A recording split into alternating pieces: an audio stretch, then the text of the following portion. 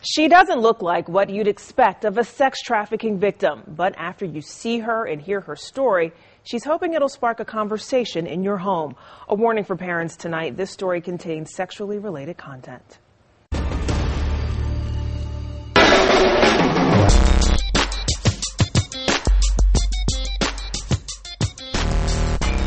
She goes by the name Grace Ann Mercy, a name she took on after years in Houston's sex trade.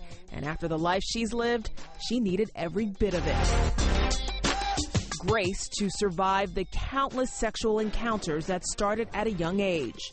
And so I started having sex with way older men at the age of 9. Mercy given to her time and time again after setbacks and violence.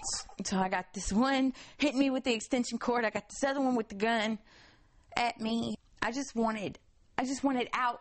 To understand the challenge for Grace to get out is to understand how she got in. Nobody ever suspects that I was involved in anything like that. A childhood of sexual abuse sent the suburban girl to the streets and eventually Houston strip clubs. Soon she was working out of illegal Galleria area massage parlors located near legal sexually oriented businesses. If you want to go in and buy a toy, you might as well go next door and get you something for real. Then it was on to studios around town that looked normal on the outside, but were dark sex shacks on the inside. She shared the space with other underage girls isolated from the outside world. And when I did find out the actual ages of some of the girls, I was devastated. What were the actual ages? As young as 13. Oh my God. As young as 13.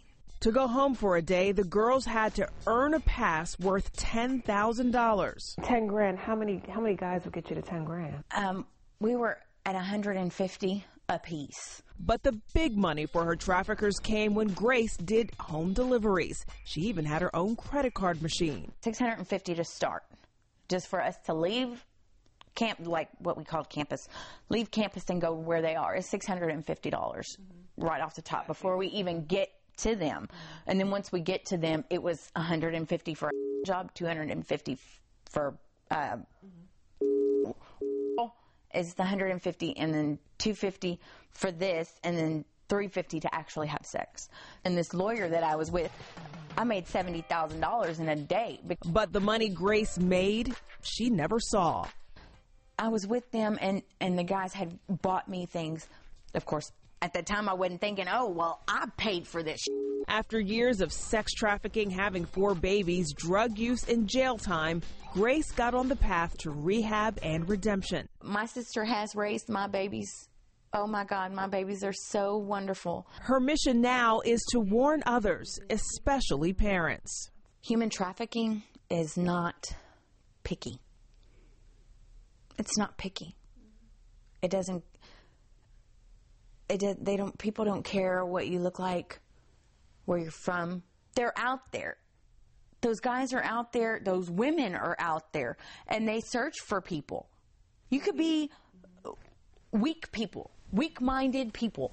Today, Grace is building her strength and is grateful for mercy. What counts for me the most is I'm all right with God, I'm all right with myself, and I'm all right with my family. Grace credits organizations like We've Been There, Done That, Mission at Serenity Ranch, Embassy of Hope, Houston Recovery Campus, and Wellsprings for her recovery.